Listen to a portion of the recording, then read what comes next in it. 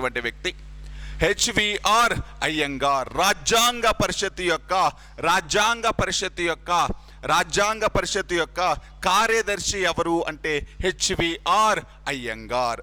అదేవిధంగా ఈ రాజ్యాంగాన్ని రాసేటప్పుడు రాజ్యాంగ పరిషత్ అనేటువంటిది సమావేశాలు జరిగినప్పుడు ఈ రాజ్యాంగ పరిషత్తుకు సంబంధించినటువంటి ఆ చర్చలన్నిటినీ రాసినటువంటి చీఫ్ డ్రాఫ్ట్ మెన్ ఒకడున్నాడు. రాజ్యాంగ పరిషత్ యొక్క చీఫ్ డ్రాఫ్ట్ మెన్ ఎవరు అంటే ఎస్ఎన్ ముఖర్జీ.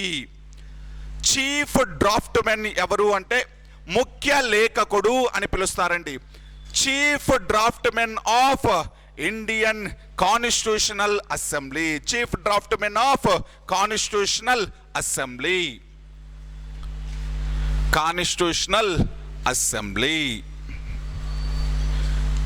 ఎస్ఎన్ ముఖర్జీ.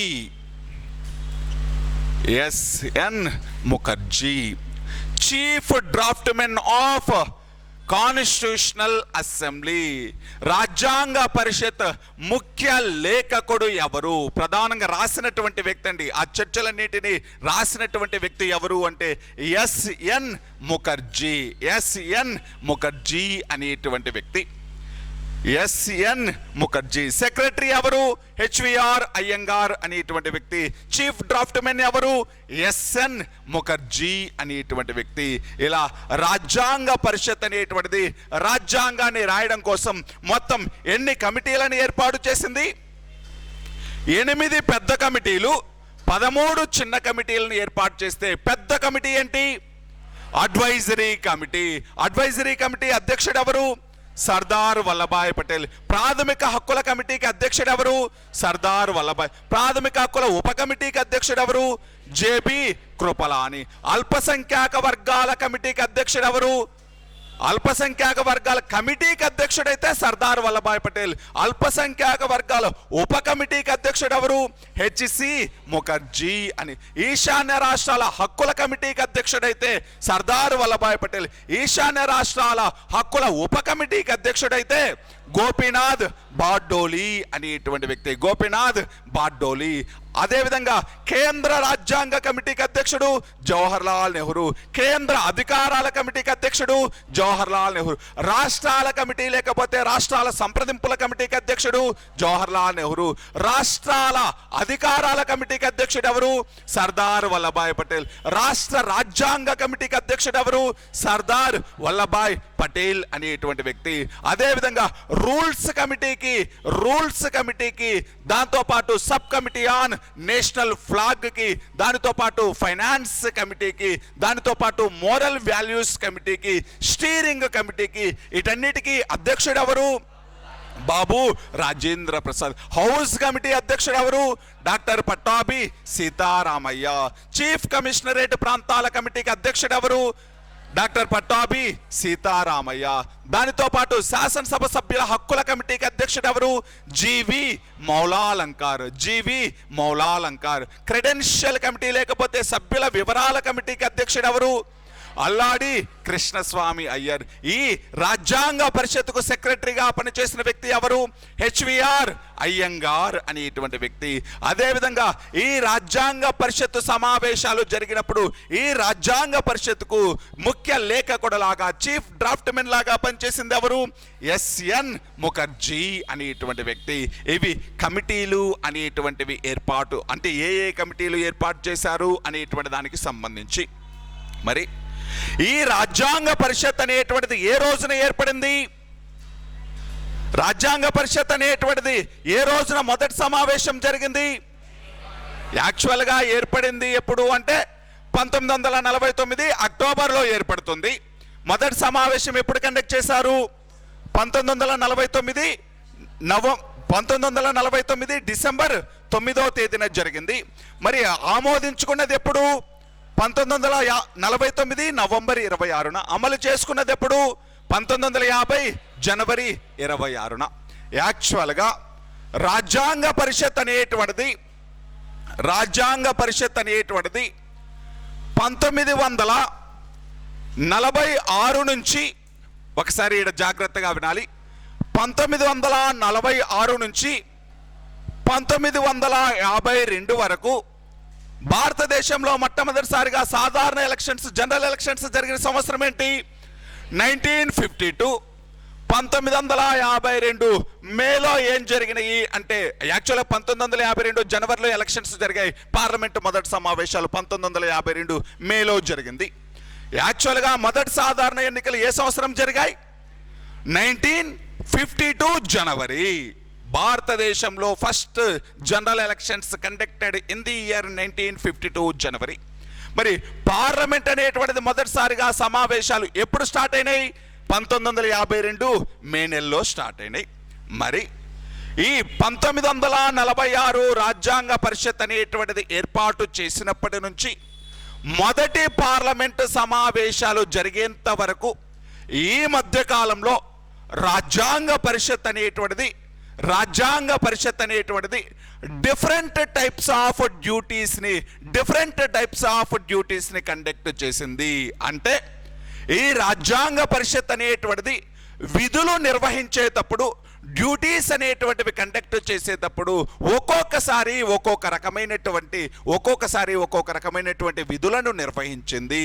అంటే ఒకసారి ఏమో రాజ్యాంగాన్ని మాత్రమే రాసింది, ఇంకొకసారి ఏమో రాజ్యాంగాన్ని రాయడంతో పాటు భారతదేశానికి అవసరమైనటువంటి చట్టాలను కూడా చేసింది. ఇంకొకసారి ఏమో ఇంకా రాజ్యాంగం అనేటువంటిది రాసిన తర్వాత ఓన్లీ భారతదేశంలో చట్టాలు మాత్రమే చేస్తూ ఉంది. అంటే రాజ్యాంగ పరిషత్ అనేటువంటిది 1946 డిసెంబర్ 9 నుంచి 1952 మే వరకు తన యొక్క డ్యూటీస్ అనేటువంటివి చేంజ్ అవుతూ వచ్చాయి. ఇలా రాజ్యాంగ పరిషత్ అనేటువంటిది తన యొక్క డ్యూటీస్ అనేటువంటివి ఎన్ని దశలుగా చేంజ్ అయినాయి అంటే 3 దశలుగా చేంజ్ అయినాయి. ఒకసారి మీరేమి రాయొద్దు చూడండి. 1946 డిసెంబర్ 9 ఏంటి దీని స్పెషాలిటీ? మొదటి సమావేశం జరిగింది. 1946 డిసెంబర్ 9 నుంచి 1947 ఆగస్టు 15 వరకు 1947 ఆగస్టు 15 వరకు రాజ్యాంగ సభ అనేటువంటిది కాన్స్టిట్యూషన్ అసెంబ్లీ అనేటువంటిది కేవలం ఎలా పనిచేసింది అంటే, కేవలం ఎటువంటి డ్యూటీస్ కండక్ట్ చేసింది అంటే రాజ్యాంగాన్ని రాయడానికి అవసరమైనటువంటి డ్యూటీస్ మాత్రమే చూసింది. కాన్స్టిట్యూషన్కు సంబంధించినటువంటి డ్యూటీస్ను మాత్రమే, రాజ్యాంగాన్ని రాస్తూ ఉండిపోయింది. కేవలం ఆ డ్యూటీస్ను మాత్రమే నిర్వహించింది. రాజ్యాంగాన్ని రాసేటువంటి డ్యూటీస్ను మాత్రమే నిర్వహించింది. ఎందుకని? మనకి ఇంకా స్వతంత్రం రాలా. మనల్ని ఎవరు పరిపాలిస్తున్నారు? బ్రిటిష్ వాళ్ళు పరిపాలిస్తున్నారు. అంటే భారతదేశానికి అవసరమైనటువంటి చట్టాలు, భారతదేశం యొక్క పరిపాలనకు మొత్తం కూడా ఎవరు చూసుకుంటున్నారు? గవర్నర్లు అనేటువంటి వాళ్ళు చూస్తున్నారు. ఇంకా భారతదేశం యొక్క పరిపాలన గురించి రాజ్యాంగ పరిషత్ పట్టించుకోవాల్సిన అవసరం లేదు. మరి భారతదేశానికి స్వతంత్రం వచ్చింది. మరి స్వతంత్రం వచ్చిన తర్వాత ఇంకా బ్రిటిష్ చట్టాలు చెల్లుతాయా? చల్లవు. మరి భారతదేశాన్ని పరిపాలించుకోవాలి అంటే చట్టాలు చేయాలి కదా. మరి పరిపాలనాపరమైనటువంటి డ్యూటీస్ ఎవరు చేశారు? అప్పుడు కూడా ఎవరు చేశారు? రాజ్యాంగ పరిషత్ చేసింది. మరి 1947 ఆగస్టు 16 నుంచి రాజ్యాంగాన్ని ఎప్పుడు ఆమోదించుకున్నారు? 1949 నవంబర్ 26 వరకు. అంటే స్వతంత్రం వచ్చి రాజ్యాంగాన్ని ఆమోదించుకునేంత వరకు ఇది 2 రకాలైనటువంటి డ్యూటీ చేసింది. ఒకటి ఏ డ్యూటీస్? లెజిస్లేటివ్ డ్యూటీస్ అంటే ఏంటివి? శాసనపరమైనటువంటి విధులు నిర్వహించింది. శాసనపరమైన విధులు అంటే ఏ నిధులు? చట్టాలు చేసింది. భారతదేశ పరిపాలన నిర్వహించింది ఎవరు? రాజ్యాంగ పరిషత్. దానితో పాటు అడిషనల్ గా ఆల్రెడీ దానికి ఒక డ్యూటీ ఉంది. ఏంటిది? కాన్స్టిట్యూషన్ అనేటువంటిది రాస్తూ ఉంది. రాజ్యాంగాన్ని రాసేటువంటి డ్యూటీ ఉంది. దానితో పాటు కొత్తగా ఏ డ్యూటీ వచ్చింది? లెజిస్లేటివ్. అంటే ఈ దశలో ఎన్ని రకాల విధులు నిర్వహించింది? 2 రకాలు. ఫస్ట్ మాత్రం కేవలం ఎందుకోసం ఏర్పాటు చేశారు? రాజ్యాంగాన్ని రాయడానికి. మరి స్వతంత్రం వచ్చిన తర్వాత చట్టాలు చేసేటువంటి డ్యూటీ కూడా ఎవరు తీసుకున్నారు? రాజ్యాంగ పరిషత్. ఇదేమో ఫస్ట్ ఫేజ్, ఇదేమో సెకండ్ ఫేజ్. ఇప్పుడు రాజ్యాంగాన్ని ఆమోదించుకున్నారా? మరి రాజ్యాంగాన్ని ఆమోదించినటువంటి 1949 నవంబర్ 26 తర్వాత, అంటే నవంబర్ 27 నుంచి భారతదేశంలో మొదటి సాధారణ ఎలక్షన్స్ జరిగిన 1952 వరకు ఇంకా రాజ్యాంగాన్ని రాసే డ్యూటీ ఉందా? ఆల్రెడీ అయిపోయింది కదా. ఇంకా కేవలం ఏ డ్యూటీ మాత్రమే ఉంది? చట్టాలు చేసేటువంటి డ్యూటీ మాత్రమే ఉంది. అంటే కేవలం ఏ డ్యూటీస్ను మాత్రమే నిర్వహించింది? లెజిస్లేటివ్ డ్యూటీస్ను మాత్రమే నిర్వహించింది. శాసనపరమైనటువంటి విధులను మాత్రమే నిర్వహించింది. అంటే మొదటి దశలో రాజ్యాంగపరమైనటువంటి విధులు నిర్వహించింది. రెండవ దశలో రాజ్యాంగపరమైనటువంటి విధులతో పాటు శాసనపరమైన విధులు నిర్వహించింది. మూడవ దశలో ఓన్లీ శాసనపరమైనటువంటి విధులు మాత్రమే నిర్వహించింది. ఓన్లీ లెజిస్లేటివ్ డ్యూటీస్ను మాత్రమే నిర్వహించింది. అర్థమైందా లేదా? 3 దశలుగా, అంటే దాని యొక్క పని విధానం, దాని యొక్క వర్కింగ్ నేచర్ అనేటువంటిది ఒక్కొక్క దశలో ఒక్కోలాగా మారింది. ఫస్ట్ ఫేజ్ ఎప్పటి నుంచి ఎప్పటి వరకు? 1946 డిసెంబర్ 9 నుంచి 1947 ఆగస్టు భారతదేశానికి స్వతంత్రం వచ్చేంత వరకు కేవలం ఏ డ్యూటీస్ను మాత్రమే మెయింటైన్ చేసింది? కాన్స్టిట్యూషనల్ డ్యూటీస్ను మాత్రమే, రాజ్యాంగపరమైనటువంటి విధులు మాత్రమే నిర్వహించింది. ఫస్ట్ ఫేజ్లో, మొదటి దశలో ఓన్లీ రాజ్యాంగపరమైనటువంటి విధులు మాత్రమే నిర్వహించింది. మరి భారతదేశానికి స్వతంత్రం వచ్చిన తర్వాత భారతదేశ పరిపాలనకు అవసరమైనటువంటి చట్టాలు కూడా చేసింది. అంటే 1947 ఆగస్టు 16 నుంచి 1949 నవంబర్ 26 వరకు ఈ మధ్య కాలంలో 2 రకాలైనటువంటి డ్యూటీస్ నిర్వహించింది. ఏంటివి? శాసనపరమైనటువంటి విధులు మరియు రాజ్యాంగపరమైనటువంటి విధులు. రాజ్యాంగపరమైనటువంటి మొదటి దశలో ఓన్లీ రాజ్యాంగపరమైనటువంటి విధులు, రెండవ దశలో శాసనపరమైన విధులు మరియు రాజ్యాంగం, లాస్ట్ దశలో ఓన్లీ శాసనపరమైనటువంటి విధులు. శాసనము అంటే లెజిస్లేటివ్ డ్యూటీస్, భారతదేశ పరిపాలనకు అవసరమైనటువంటి చట్టాలను మాత్రమే చేస్తుంది. ఏ దశలో అంటే ఈ 3వ దశలో. ఇలా రాజ్యాంగ పరిషత్తు పనిచేసినటువంటి విధానాన్ని 3 దశలుగా డివైడ్ చేయొచ్చు, 3 ఫేజులుగా డివైడ్ చేయడం జరుగుతుంది. ఫస్ట్ ఫేజ్ 1946 డిసెంబర్ 9 నుంచి 1947 ఆగస్టు 15. సెకండ్ ఫేజ్ 1947 ఆగస్టు 16 నుంచి 1949 నవంబర్ 26. థర్డ్ ఫేజ్ 1949 నవంబర్ 27 నుంచి 1952 మే వరకు అండి. 1952 మే వరకు. ఓకేనా? 1952 మే వరకు. ఇది 3 దశలుగా పనిచేసినటువంటి విధానం. రాజ్యాంగ పరిషత్ అనేటువంటిది 3 దశలుగా పనిచేసి. ఇక్కడ చూడండి, ఇప్పుడు రాజ్యాంగ పరిషత్ 2 రకాల డ్యూటీలు నిర్వహిస్తుంది. ఏ డ్యూటీలు అవి? Legislative duties, constitutional duties. మరి ఈ రాజ్యాంగ పరిషత్ అనేటువంటిది, కాన్స్టిట్యూషనల్ అసెంబ్లీ అనేటువంటిది కాన్స్టిట్యూషన్కు సంబంధించి రాజ్యాంగాన్ని రాసేటువంటి డ్యూటీస్ నిర్వహిస్తూ ఉంది అనుకోండి. రాజ్యాంగపరమైనటువంటి విషయాలకు సంబంధించిన డ్యూటీ నిర్వహిస్తూ ఉంది అనుకోండి. దానికి అధ్యక్షుడు బాబు రాజేంద్ర ప్రసాద్. దానికి అధ్యక్షుడు ఎవరండి? బాబు రాజేంద్ర ప్రసాద్. అదే ఒకవేళ ఈ రాజ్యాంగ పరిషత్ అనేటువంటిది శాసనాలు చేసేటువంటి డ్యూటీ నిర్వహిస్తున్నప్పుడు, లెజిస్లేటివ్ డ్యూటీస్ అనేటువంటివి నిర్వహిస్తున్నప్పుడు, ఈ శాసనపరమైనటువంటి విధులు నిర్వహిస్తున్నప్పుడు ఎవరు అధ్యక్షుడు అంటే జీవి మౌలాలంకార్. జీవి మౌలాలంకార్. దీనికి క్లారిటీ ఇస్తాను చూడండి. కాన్స్టిట్యూషనల్ అసెంబ్లీ అనేటువంటిది, రాజ్యాంగ పరిషత్ అనేటువంటిది 2 రకాల డ్యూటీస్లను కండక్ట్ చేసింది. అవి శాసనపరమైనటువంటి డ్యూటీలు, రాజ్యాంగపరమైనటువంటి డ్యూటీలు. ఇప్పుడు రాజ్యాంగ పరిషత్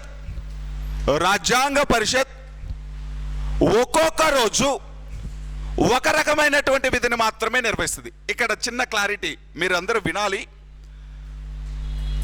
రాజ్యాంగ పరిషత్ అనేటువంటిది సమావేశమైనప్పుడు ఒకే రోజు 2 రకాల డ్యూటీస్ నిర్వహించదు. రాజ్యాంగ పరిషత్ అనేటువంటిది ఒకరోజు దేనికోసం సమావేశం అవుతుంది? రాజ్యాంగపరమైన విధుల కోసం. ఇంకొక రోజు దేనికోసం సమావేశం అవుతుంది?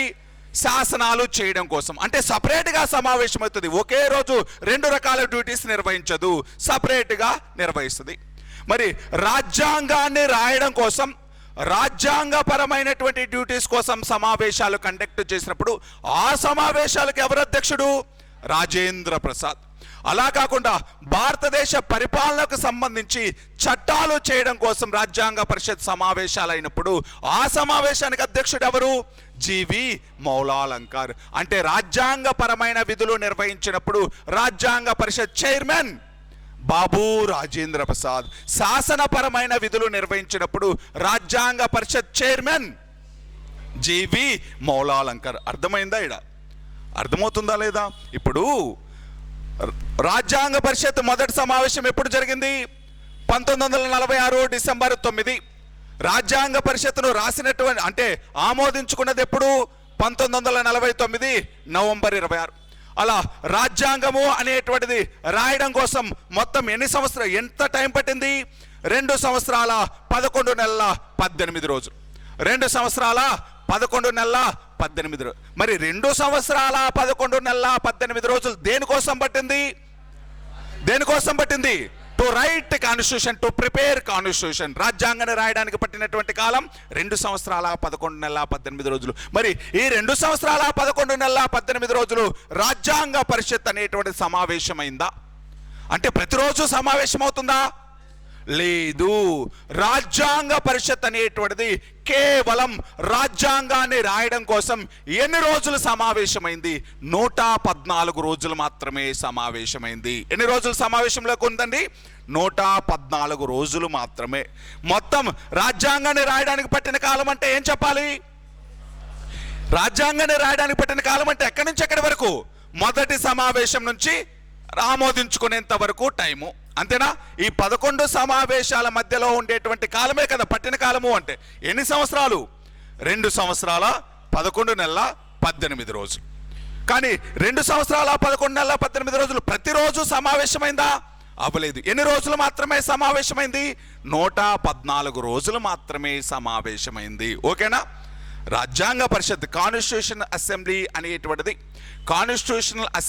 అనేటువంటిది ఎన్ని రోజులు మాత్రమే సమావేశంలో ఉంది అంటే 114 రోజులు మాత్రమే సమావేశమైంది.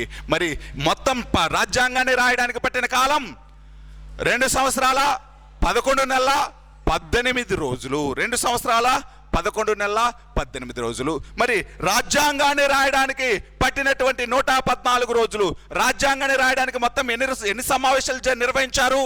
114 సార్లు సమావేశం. మరి ఈ 114 సార్లు సమావేశమైనప్పుడు ఈ 114 సమావేశాలకు ఎవరు అధ్యక్షుడైంటారు? బాబు అంతేనా? రాజ్యాంగాన్ని రాయడం కోసం 114 రోజులు అంటే మరి రాజ్యాంగాన్ని రాసేటువంటి అంశాలకి ఆ రాజ్యాంగపరమైన విధులు నిర్వహించేటప్పుడు ఎవరు చైర్మన్? బాబు మరి మిగతా సమయాల్లో పార్లమెంటు లాగా పనిచేసింది, చట్టాలు చేసే విధులు నిర్వహించింది. మరి చట్టాలు చేసే విధులు నిర్వహించినప్పుడు ఎవరు చైర్మన్? జీవి అందుకే శాసనసభ సభ్యుల హక్కుల కమిటీ ఎవరు చైర్మన్? జీవి మౌలాలంకర్. శాసనసభ సభ్యుల హక్కుల కమిటీ అంటే వాళ్ళ యొక్క డ్యూటీస్ ఏంటి? శాసనసభ సభ్యులు అంటే డ్యూటీస్ ఏంటి? లెజిస్లేటివ్ మెంబర్స్ డ్యూటీ ఏంటి? To make acts for administration, పరిపాలన కోసం చట్టాలు చేయడమే. అర్థమవుతుందా లేదా? ఇక్కడ నేనేం చెప్తున్నాను అంటే ఫేజెస్ కాన్స్టిట్యూషన్ అసెంబ్లీ ఎలా పనిచేసింది? 3 దశల్లో పనిచేసింది. దాని పని విధానం మారిపోతా ఉంది. మొదట కేవలం రాజ్యాంగాన్ని మాత్రమే రాసింది. తర్వాత రాజ్యాంగాన్ని రాయడంతో పాటు భారతదేశ పరిపాలనకు అవసరమైన చట్టాలు చేసింది. మూడోది ఇంకా రాజ్యాంగాన్ని రాసే డ్యూటీ అయిపోయింది, కేవలం పరిపాలనకు అవసరమైనటువంటి చట్టాలు మాత్రమే చేసింది. మరి రాజ్యాంగాన్ని రాసే సమావేశాలకు అధ్యక్షుడు ఎవరు? బాబు రాజేంద్ర ప్రసాద్. మరి చట్టాలు చేసే సమావేశాలకు అధ్యక్షుడు ఎవరు? జీవి మౌలాలంకర్. మరి రాజ్యాంగాన్ని రాయడం కోసం రాజ్యాంగ పరిషత్ అనేటువంటిది మొత్తం ఎంత టైం పట్టింది? 2 సంవత్సరాల 11 నెలల 18. భారతదేశ రాజ్యాంగ రచనకు పట్టిన కాలము అంటే ఏం చెప్పాలి? 2 సంవత్సరాల 11 నెలల 18. మరి ఈ మొత్తం టైంలో కాన్స్టిట్యూషన్ అసెంబ్లీ అనేటువంటిది ఎన్నిసార్లు మాత్రమే సమావేశాల్లో పాల్గొంది? 114 సార్లు. ఎన్ని రోజులు మాత్రమే సమావేశాల్లో పార్టిసిపేట్ చేసింది? 114 రోజులు మాత్రమే సమావేశాల్లో పార్టిసిపేట్ చేసింది. 114 రోజులు మాత్రమే సమావేశాల్లో పార్టిసిపేట్ చేసింది. మరి ఈ రాజ్యాంగాన్ని రాయడం కోసం టోటల్ ఎంత ఖర్చు అయింది అంటే 64 లక్షలు ఖర్చు అయింది. రాజ్యాంగాన్ని రాయడం కోసం కేవలం ఎంత ఖర్చు అయిందండి? 64 లక్షల రూపాయలు ఖర్చు అయింది ఆ రోజుల్లో. రాజ్యాంగాన్ని రాయడం కోసం 2 సంవత్సరాల 11 నెలల 18 రోజులు పడితే రాజ్యాంగాన్ని రాయడం కోసం అయినటువంటి ఖర్చు ఏంటి అంటే 64 లక్షల రూపాయలు. మరి భారతదేశ రాజ్యాంగానికి ఒక ఎంబ్లం ఉంటుంది, ఒక సింబల్ ఉంటుంది, అదే ఎలిఫెంట్ సింబల్. భారతదేశ రాజ్యాంగం యొక్క గుర్తేంటి, అది భారతదేశ రాజ్యాంగం యొక్క ముద్ర ఏంటి, సీల్ ఏంటి, ఎంబ్లం ఏంటి అంటాడు. ఎంబ్లం ఏంటండి? ఐరావతం, ఎలిఫెంట్. ఐరావతం మీన్స్ ఎలిఫెంట్. ఐరావతం అంటే వైట్ ఎలిఫెంట్, తెల్ల ఏనుగు అనేటువంటిది. ఇంద్రుడి యొక్క వెహికల్, ఇంద్రుడి యొక్క వాహనం ఏంటి? ఐరావతం. ఇంద్రుడి యొక్క వాహనం ఏంటండి? ఐరావతం, తెల్ల ఏనుగు అనేటువంటిది. ఎప్పుడైనా అడిగాడు అనుకోండి, భారతదేశ రాజ్యాంగ చిహ్నం ఏంటి అంటాడు. ఏంటిది? ఐరావతం అనేటువంటిది. భారతదేశ రాజ్యాంగాన్ని ఇంద్రుడి వాహనమైనటువంటి ఐరావతంతో పోల్చినటువంటి వ్యక్తి, వైట్ ఎలిఫెంట్ అని కంపేర్ చేసినటువంటి వ్యక్తి హెచ్వి కామత్ అనేటువంటి వ్యక్తి. భారతదేశ రాజ్యాంగాన్ని ఒక ఐరావతం లాగా పోల్చినటువంటి వ్యక్తి, ఒక white elephant, Indian constitution is a white elephant అని స్టేట్మెంట్ ఇచ్చినటువంటి వ్యక్తి, ఇంద్రాస్ వెహికల్ అయినటువంటి వైట్ ఎలిఫెంట్ తోటి భారతదేశ రాజ్యాంగాన్ని పోల్చినటువంటి వ్యక్తి ఎవరు అంటే హెచ్వి కామత్. భారతదేశ రాజ్యాంగ చిహ్నం ఏంటి అంటే ఏం చెప్పాలి? ఎలిఫెంట్, ఏనుగు. మరి భారతదేశ రాజ్యాంగాన్ని ఇంద్రుడి వాహనమైనటువంటి ఐరావతంతో, తెల్లని ఏనుగుతో కంపేర్ చేసినటువంటి వ్యక్తి ఎవరు? హెచ్వి కామత్ అనేటువంటి వ్యక్తి. తెల్లని ఐరావతంతో కంపేర్ చేసినటువంటి వ్యక్తి హెచ్వి కామత్ అనేటువంటి వ్యక్తి. ఓకేనా? రాజ్యాంగాన్ని రాయడానికి మొత్తం ఎంత టైం పట్టింది? 2 సంవత్సరాల 11 నెలల 18 రోజులు. దీంట్లో రాజ్యాంగ పరిషత్ ఎన్ని రోజులు మాత్రమే సమావేశంలో ఉంది? 114. శాసనపరమైన విధులు నిర్వహించినప్పుడు చైర్మన్ ఎవరు? జీవి మౌలాలంకార్. రాజ్యాంగపరమైన విధులు నిర్వహించినప్పుడు చైర్మన్ డాక్టర్ బాబు రాజేంద్ర ప్రసాద్ అనేటువంటి వ్యక్తి. ఓకేనా?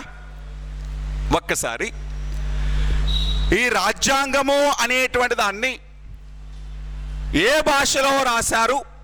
ఇంగ్లీష్లో రాశారు. ఇనీషియల్గా ఏ భాషలో రాశారండి? ఇంగ్లీష్లో, హిందీలో కాదండి. రాజ్యాంగాన్ని ఇంగ్లీష్లో రాశాడు. అసలు ఈ రాజ్యాంగాన్ని అంతటినీ కూడా చాలా అందంగా ఇటాలిక్ ఫాంటులో, చాలా అందంగా ఫాంటులు ఉంటాయి చూడండి, ఆ ఇటాలిక్ ఫాంట్, ఇటాలిక్ స్టైల్లో, బ్రిటిష్ ఫాంటు లేకపోతే British style, American style, Italian style, మనము కంప్యూటర్లో కొడితే వచ్చేస్తూ ఉంటాయి ఫాంటులు. అలాగా ఈ ఇంగ్లీష్ భాషలో ఇటాలియన్ ఫాంటులో రాసినటువంటి వ్యక్తి ఎవరు అంటే ప్రేమ్ బిహారీ నారాయణ్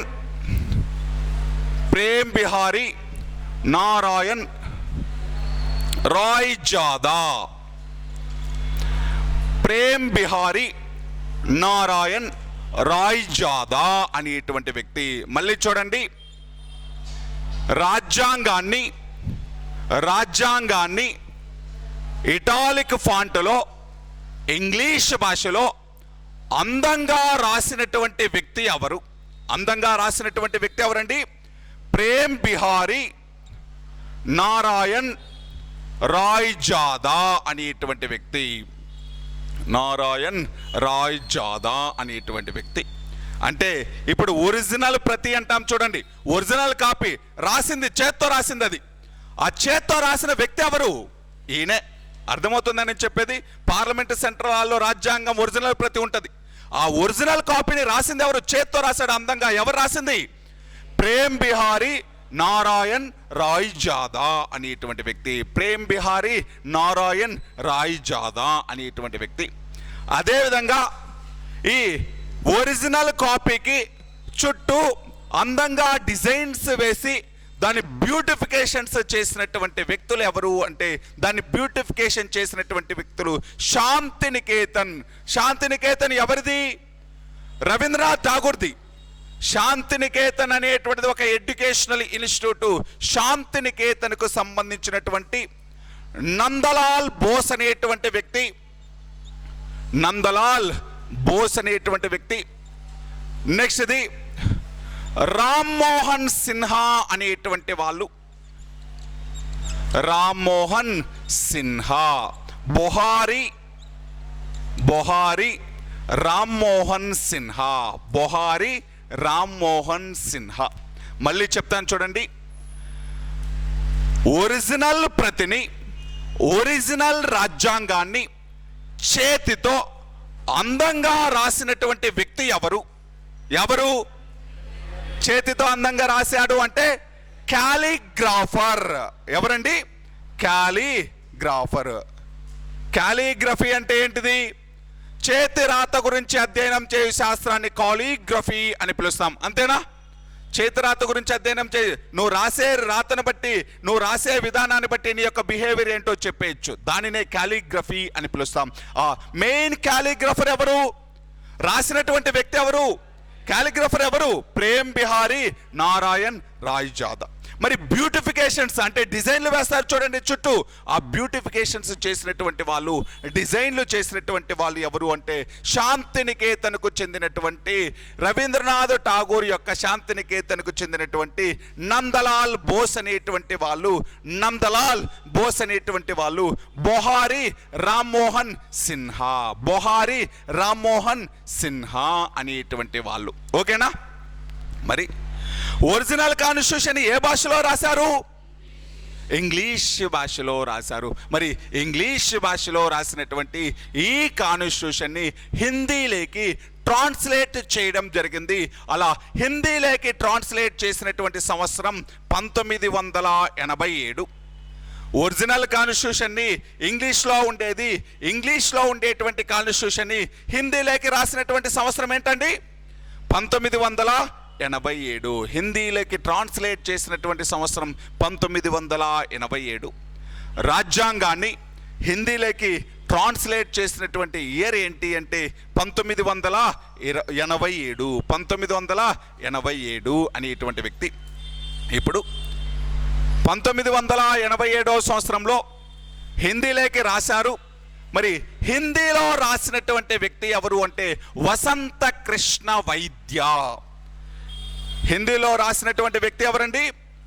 వసంత కృష్ణ వైద్య అనేటువంటి వ్యక్తి. ఇంగ్లీష్లో రాసింది ఎవరు? ప్రేమ్ బిహారీ నారాయణ్ వైద్య. హిందీలో రాసింది ఎవరు?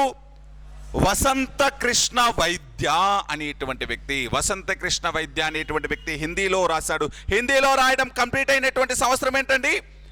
1987. ఇనీషియల్గా ఏ భాషలో రాశారు? ఇంగ్లీష్లో రాశారు. తర్వాత ఏ భాషలోకి ట్రాన్స్లేట్ చేశారు? హిందీలో. ప్రస్తుతం రెండు భాషల్లో, అంటే ఇంగ్లీష్లో దానికి ఎంత పవర్ ఉందో హిందీలో దానికి కూడా అంతే పవర్ ఉంది. రెండు ఈక్వలే. హిందీలో రాసిందైనా ఇంగ్లీష్లో రాసిందైనా రెండిటికి ఒకటే వాల్యూ ఉంటుంది. రెండు కూడా ఈక్వలే. అలా హిందీలోకి మార్చినటువంటి సంవత్సరం 1987వ సంవత్సరం. హిందీలోకి మార్చినటువంటి వ్యక్తి ఎవరు? వసంత కృష్ణ వైద్య అనేటువంటి వ్యక్తి. వసంత కృష్ణ వైద్య అనేటువంటి వ్యక్తి. ఇది దేనికి సంబంధించింది? కాన్స్టిట్యూషన్ అసెంబ్లీకి సంబంధించినటువంటిది. నెక్స్ట్ క్లాస్లో కొంచెం ఎక్కడైనా కూడా 1-2 పాయింట్లు అనేటువంటివి ఒకవేళ మిస్ అయి ఉంటే ఆ మిస్లేనియస్ పాయింట్స్ అనేటువంటివి మళ్ళీ ఒకసారి చెప్పుకొని దీని తర్వాత టాపిక్ అనేటువంటి దానికి వెళ్ళిపోదాం. సోర్సెస్ ఆఫ్ ఇండియన్ కాన్స్టిట్యూషన్ అనేటువంటి దానికి. అంటే సోర్సెస్ ఆఫ్ ఇండియన్ కాన్స్టిట్యూషన్ అంటే అర్థం ఏంటి? ఏ ఏ రాజ్యాంగాల నుంచి ఏ ఏ అంశాలను తెచ్చుకున్నాం. దానితో పాటు నెక్స్ట్ క్లాస్లో దేనికి వెళ్ళిపోదాం? ఇంకా రాజ్యాంగం అనేటువంటిది ఎలా రాశారో నేర్చుకున్నాం. రాజ్యాంగ పరిషత్ రాసింది ఎలా రాసింది, మరి రాసినటువంటి అంశాలు అసలు ఏం రాసిందో తెలుసుకోవాలి కదా. అందుకే గ్లాన్స్ అసలు ఏమున్నాయి, రాజ్యాంగాన్ని రాసినప్పుడు దాంట్లో 395 ఆర్టికల్స్ ఉన్నాయి. రాజ్యాంగాన్ని ఆమోదించుకునే సమయానికి దాంట్లో ఎన్ని ఆర్టికల్స్ ఉన్నాయి? 395 ఆర్టికల్స్ ఉన్నాయి. రాజ్యాంగాన్ని ఆమోదించుకునే సమయానికి అందులో ఎన్ని షెడ్యూల్ ఉన్నాయి? 8 షెడ్యూల్ ఉన్నాయి.